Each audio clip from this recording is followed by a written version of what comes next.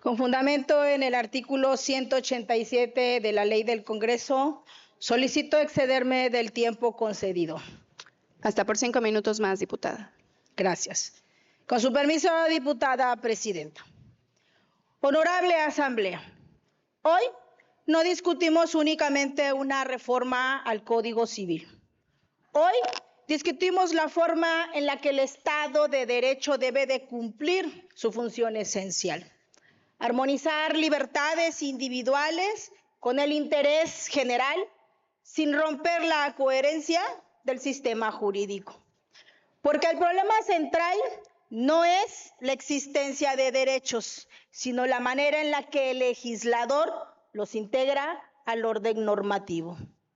El Estado constitucional no se construye sumando voluntades aisladas, se construye preservando un equilibrio entre derechos, instituciones y consecuencias jurídicas.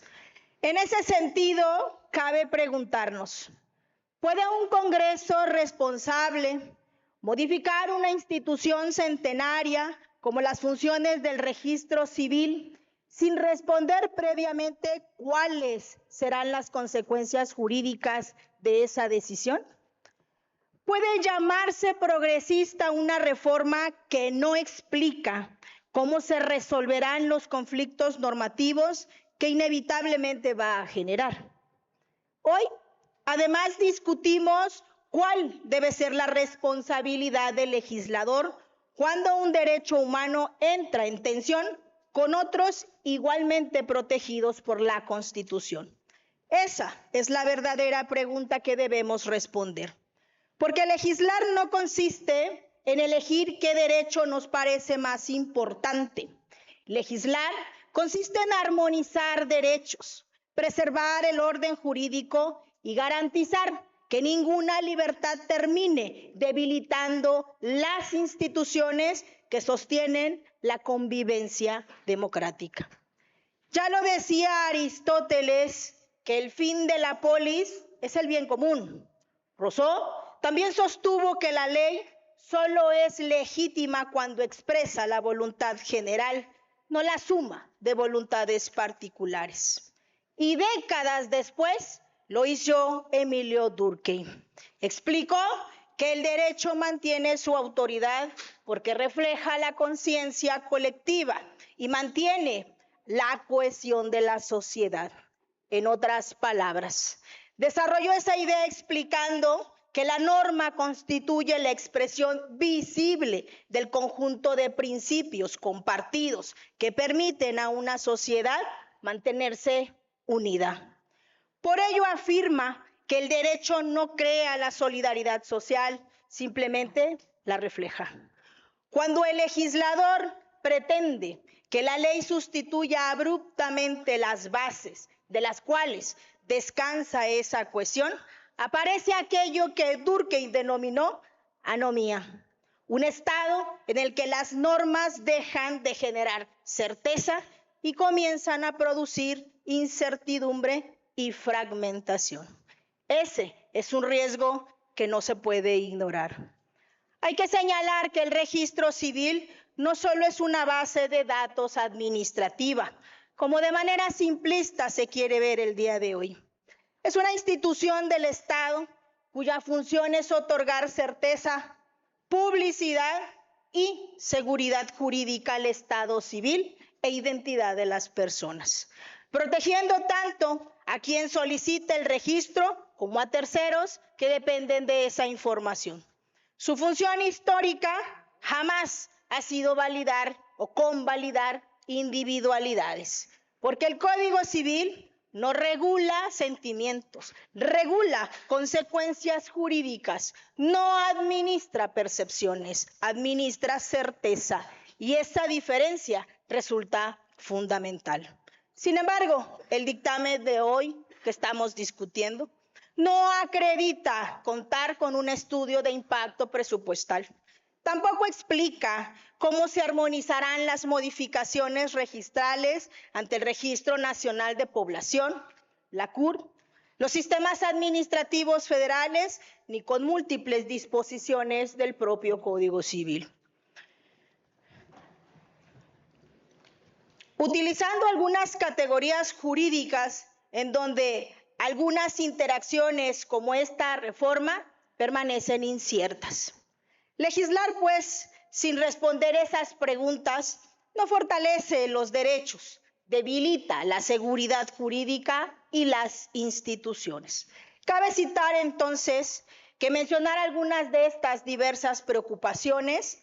Primero, toda modificación en esta materia tiene efectos en el ámbito familiar, sucesorio, patrimonial, administrativo e incluso judicial. Y no basta con que se diga en la norma que no se afectarán estos ámbitos.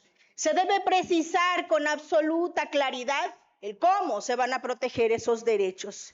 Y una realidad de esto es lo señalado en el artículo 134 a reformar dentro del capítulo denominado el reconocimiento de la identidad de género, el cual expresa textualmente: el acta primigenia quedará reservada y no podrá expedirse ni divulgarse constancia que revele el origen o la identidad anterior de la persona.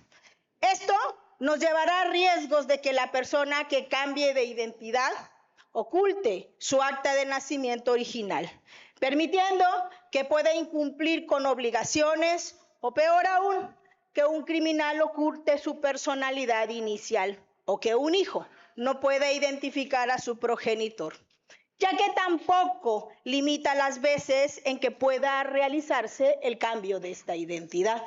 Por ello, este tipo de reformas exige el mayor rigor técnico.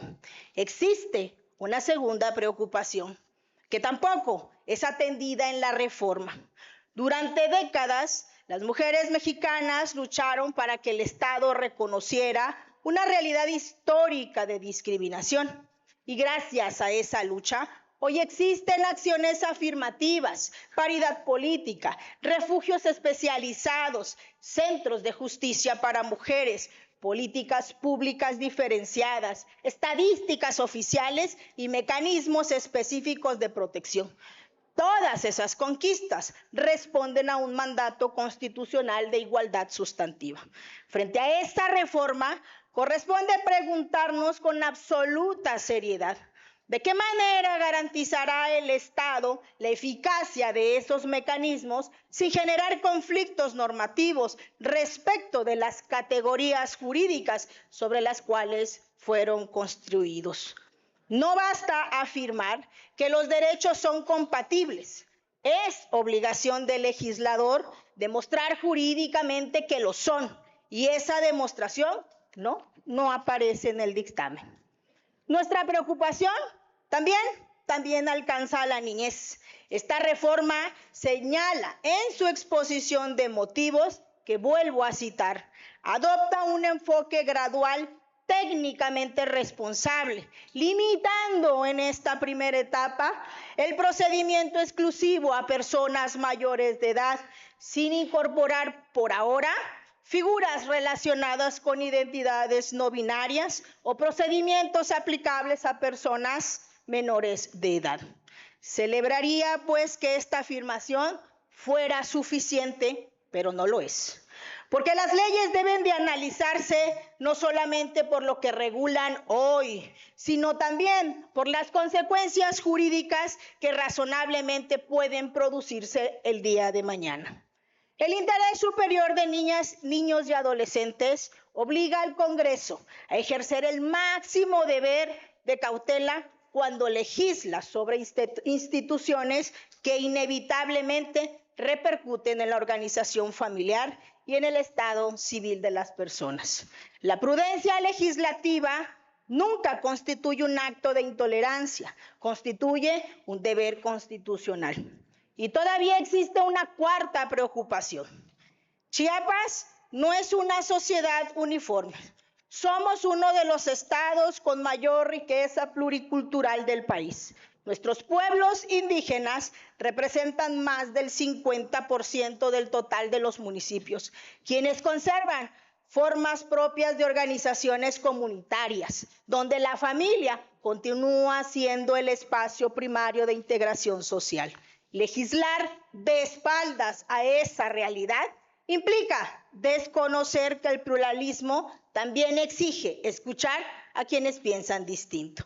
La diversidad no puede invocarse solamente para proteger unas voces e ignorar a otras, porque mientras aplaudamos, otorgamos, reconocemos y protegemos a los pueblos originarios, hoy los ponemos frente a otros desafíos. Diputadas y diputados, en este debate no se enfrentan personas contra personas, no se enfrentan derechos contra derechos, se enfrentan dos formas de entender la función del legislador. Una sostiene que basta reconocer un derecho para dar concluida nuestra responsabilidad. Y la otra, que es la nuestra, entiende que cada derecho debe incorporarse al sistema jurídico sin romper el delicado equilibrio que sostiene el Estado constitucional. Porque ningún derecho existe de forma aislada. Todos conviven, todos se limitan recíprocamente, todos deben de armonizarse. Acción Nacional reconoce plenamente la dignidad de toda persona. Reconoce que el libre desarrollo de la personalidad constituye un principio constitucional. Pero precisamente porque creemos en los derechos humanos, sostenemos que estas leyes merecen y deben ser técnicamente sólidas, constitucionalmente armónicas y socialmente responsables. Por lo anterior, hoy, con total responsabilidad, votaré en contra del presente dictamen y lo hago desde la Constitución, desde la filosofía del derecho, desde la seguridad de las mujeres, desde la protección de los niños, niñas y adolescentes, pero sobre todo desde la responsabilidad que nos exige la ciudadanía. Hasta el final con Chiapas. Es cuanto, diputada presidenta.